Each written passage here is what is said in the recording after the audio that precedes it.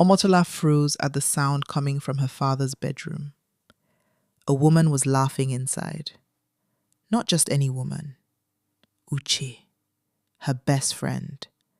The same Uche who ate at their table every weekend. The same Uche who cried on her shoulder after heartbreaks. The same Uche who called Mr. Obi Daddy Obi as a joke. Omotola's heart began to pound.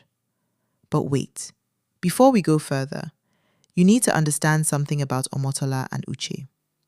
These weren't just friends. They were sisters without the same blood.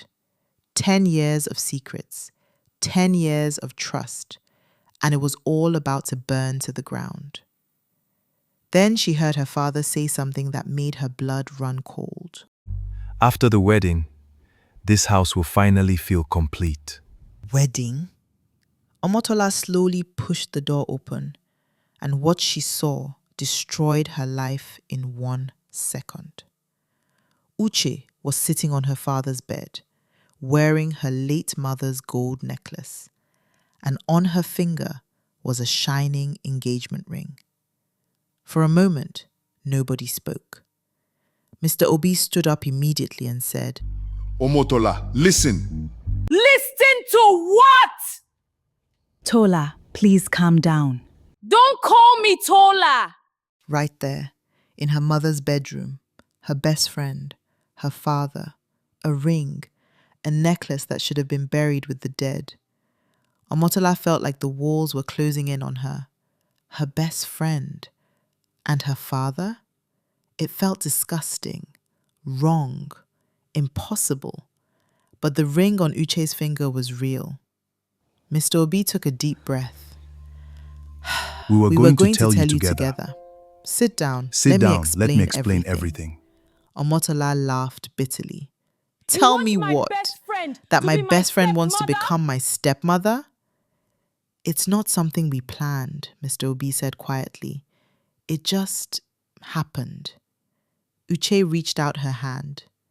Tola, don't touch me. Uche's eyes filled with tears. It's not like that. Then what is it like? Silence. Heavy silence. Omotola grabbed the necklace from Uche's neck. That belonged to my mother. Uche stepped back. Your father gave it to me. That sentence broke something inside Omotola. And that right there, that was the moment she stopped being a daughter and became a stranger in her own home. Without another word, she stormed out of the room. But that was only the beginning of the scandal. Because in less than 2 days, the entire town knew. People whispered whenever Omotola walked past. She couldn't keep her friend away from her father. That Uche girl has always liked money. Mr. Obi has lost his shame. Children laughed when Omotola passed by the market. Even church became unbearable. People stared. Women shook their heads. Men whispered behind folded hands. Omotola stopped leaving the house. She cried every night. But the worst pain wasn't the gossip. It was betrayal. Uche knew everything about her life. She knew how much Omotola missed her dead mother. She knew Mr. Obi used to drink heavily after his wife died. She knew Omotola trusted her more than anyone. And yet, she still chose him. One evening, Omotola finally confronted her father. Why her? She asked, her voice barely above a whisper. Mr. Obi sat quietly for a long moment before speaking. You think I planned this? Then explain it to me. He rubbed his face tiredly. After your mother died, this house became empty. Uche was there for me. She listened. She stayed. Omotola stared at him in disbelief. She's my age. She's an adult. She's my friend. Omotola, he looked directly at her. I know how this looks, but feelings don't ask for permission. Mr. Obi's voice became firmer. And I love her. Those words hit harder than a slap. Love. Love. He said love, to describe what he felt for her best friend. The same girl who used to borrow Omotola's clothes. The same girl who slept in their guest room during school holidays. Omotola felt sick. But what hurt even more was seeing that he meant it.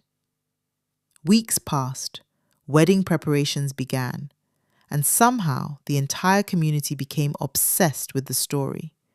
Some people supported the relationship. Others called it cursed.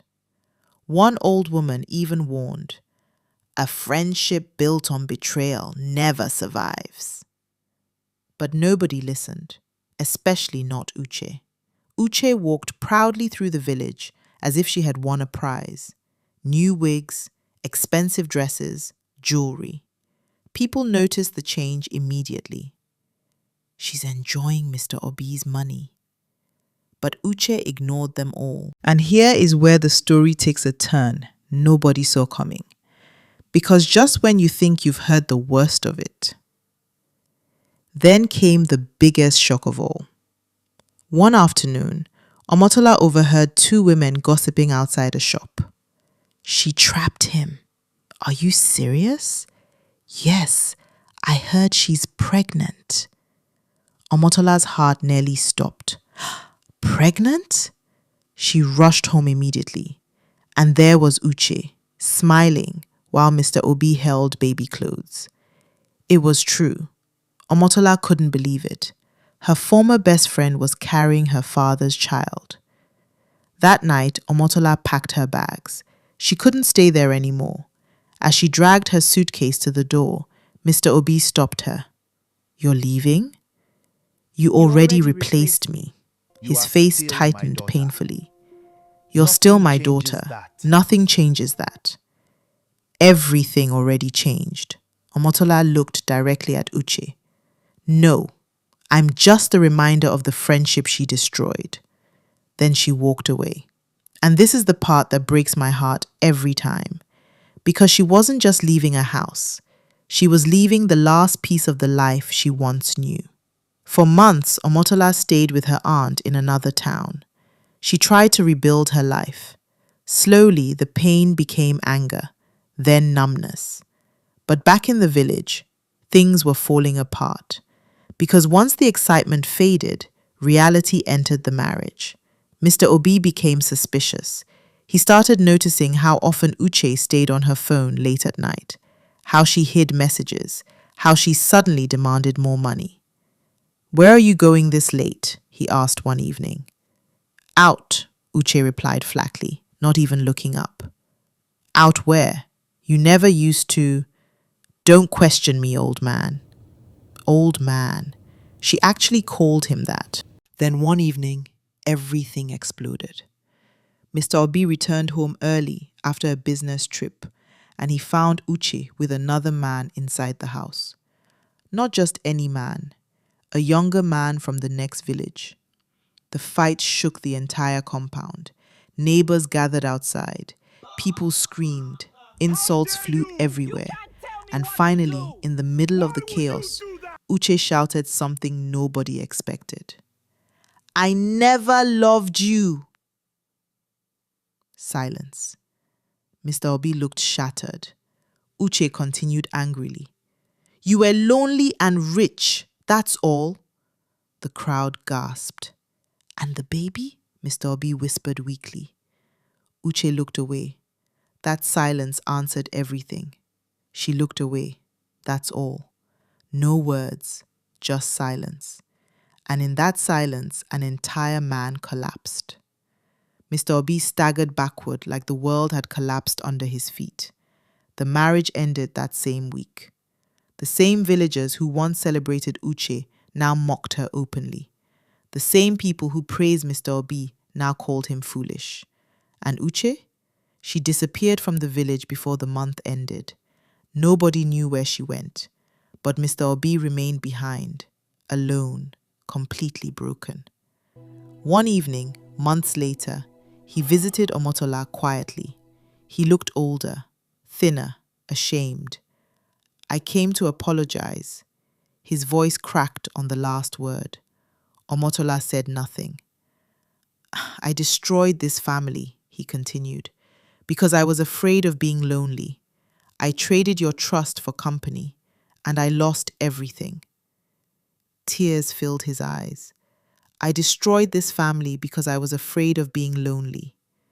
For the first time in a long while, Omotola saw not a father, but a man who had ruined his own life with his choices. And somehow, that punishment was worse than revenge. She didn't forgive him immediately. Some wounds don't heal overnight. But she finally understood something important. Not every betrayal comes from enemies. Sometimes, the people closest to you carry the knife the deepest. If this story moved you, share it with someone who needs to hear it today. And if you've ever been betrayed by someone you trusted completely, know that surviving it is already your victory.